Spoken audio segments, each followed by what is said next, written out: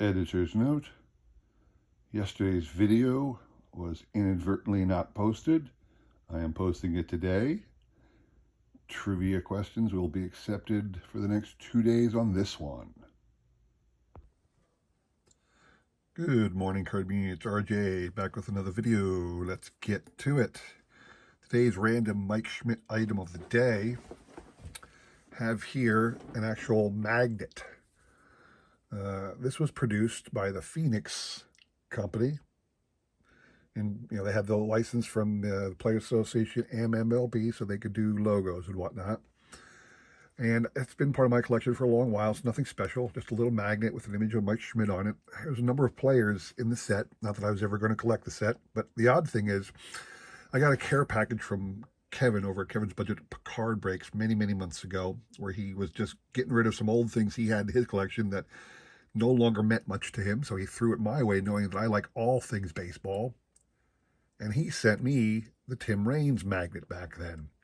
So I actually do have two from that set, but this is one instance where Kevin sent me something, and it's not going to instantly trigger me to go complete the set, because I just have two, and I know there's, dozens out there, if not hundreds, and I am not going to climb that mountain. So this is my random Mike Schmidt item of the day.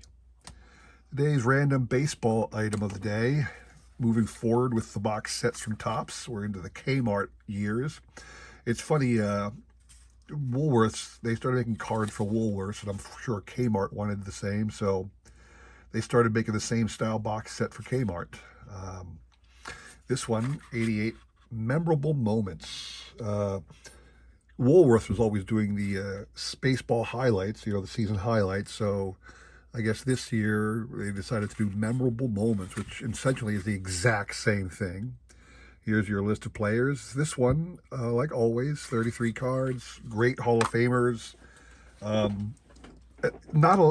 This is one where you got about a handful of Hall of Famers, because this is highlights of that year, and not every highlight came from a future Hall of Famer. So these are the individuals that made it into the set this year. I am not going to go through why they did a memorable thing. Typically, again, it's the highlights. This person, like Dawson, was probably MVP. Gooden, Guerrero, batting title peoples, Ricky Henderson, big happenings from, typical players of the era. There are a number of Hall of Famers, as you can see. And it's just another great little box set. Mike Schmidt, what did I hate to Mike Schmidt? Baseball's all-time, home run leader for third baseman. So I think most of these were exact duplicates of the people involved in the Woolworth set. It's just that they changed the style and design, put Kmart's logo on it, and practically had the exact same information. But anyway, that's another one of my box sets for my collection. I have so many, and I'm always getting more, I'm happy to say. Trying to complete, I want to have, again, every single one of these box sets ever made in the 80s and early 90s, because that's when it was at its glory years. So that's my goal. All right, today's trivia question. I want to show off a card here. This here is an individual named Nick Altrock, as you can see. It says he played in 5 decades. A lot of times, if you were to look at some old wire photos from stars back in the teens, 20s, 30s, all the way up near through the 50s, a lot of times you'll see Nick Altrock in the picture.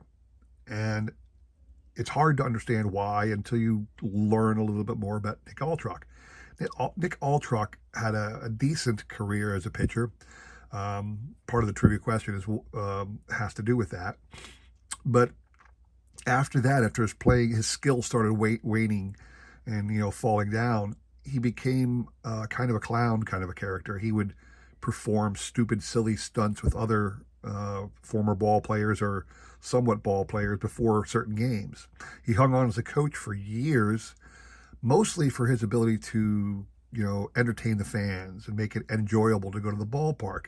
And he did this for years. So a lot of times, he made a name for himself. He was well known, well liked by people in the business. So he'd get his picture in with all the greats. He knew everybody.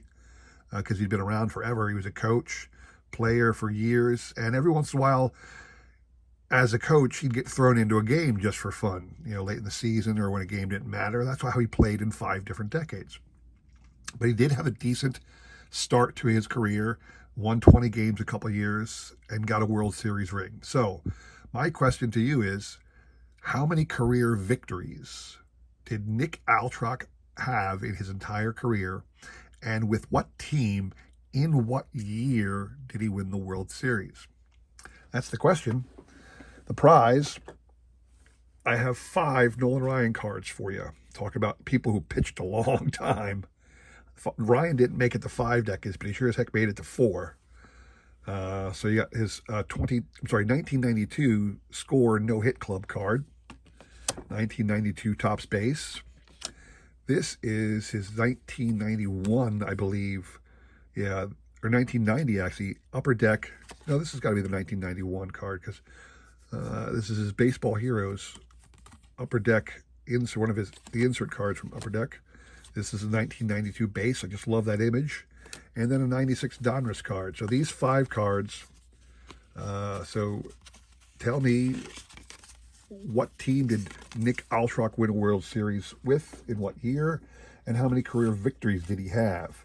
So you can answer that question today and tomorrow. And again, we'll do the drawing on Sunday to see who wins. All right? Put those cards back up there. So today, what I want to show off is I got a couple things via eBay recently I want to show off. The first is 1993 baseball autographs of Don Drysdale. Now, this is from Nabisco. Nabisco, food products. They were doing mail-ins. You can get these autographs if you bought certain products and whatnot. You had to pay a little bit for it. Came with their certificate of authenticity. My mom got me the whole set back then, except for the Don Drysdale, because Drysdale actually died right around the time this promotion was being launched. He had a heart attack or something. Forgive me for not knowing why Don died, but he was in the middle of signing these, and suddenly you couldn't get him anymore. And I was given like a second Brooks Robinson or something like that. But anyway, I'm going to begin to try and pick up all of these autographs. These Hall of Fame autographs of these players, the players that made it onto the Nabisco. These cards, on-card autographs, you can get for less than $20 usually. I think Drysdale's was a little bit more because it's more scarce, but you can get Frank Robinson, Brooks Robinson, a lot of big-name players on these cards for less than $50 each. Way less than $50 in some cases. And they're a Hall of Fame autograph. So I'm going to begin to pick up the entire run of Nabisco cards. They did it 2 years, 93 and 94. And I'm on my mission to get all of them. So I think I got the Palmer I showed off recently. So that's the first thing I got out of eBay. The second thing I'm very, very excited to have, because it's right up my alley with Phillies and sets and whatnot. So have here a product made in 1983. Okay, in 1983, the Phillies were celebrating their 100th anniversary of being a franchise. Okay, and there's a bank at the time called Girard Bank. Through a number of mergers and acquisitions, they are now Citizens Bank, the bank that owns, or not, the name, one that has the naming rights to the stadium right now, Citizens Bank Park. Same bank, or at least they acquired through a number of years, that they are the company that now was Girard Bank at one time. And what you have here is a series of postcards they put out. This is just a header for the whole thing, nostalgia art cards. And it's both Phillies greats and greats of the game, or great moments in Phillies history. So you got 3 big name players from the years of Phillies here. I'm going to go through them slowly. I'm not going to read all the cards. I'm going to let you guys see. Hopefully there's enough time for you to read the names. You can pause. I'm sure most people don't know half of these names. Here's an interesting one here. Sherry Mcgee. If you know your T206s, The Mcgee error card is one of the bigger error cards in the world. So Sherry Mcgee was a Philly, even though the T206 shows him as a Philly. There are 26 total cards. I'm sorry, I should say 28. There are 13 each Great Phillies players, 13 or Great Phillies player cards, because there's multiple players on the Phillies Great Players cards. There's the Schmidt. And then there are, this is cool, this is the manager one here. You got Harry Wright, Hall of Famer, who was one of the early managers of the Phillies. Pat Moran was the World Series manager for their 1915 team. Eddie Sawyer was the manager for the 1950 World Series team, and then Dallas Green was the manager for the 1980 World Series winners.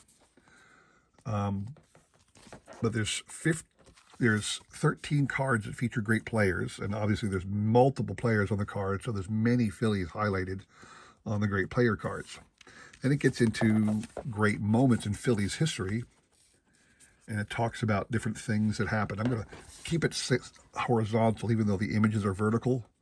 So that way what I'm going to do is I'm going to pause a little bit on the back of the card so you can see what the great Philly moment was right there. You can take your time to read what the great Philly moment was, why these players did something of note that Phillies fans to this day remember. You can just pause it on your own.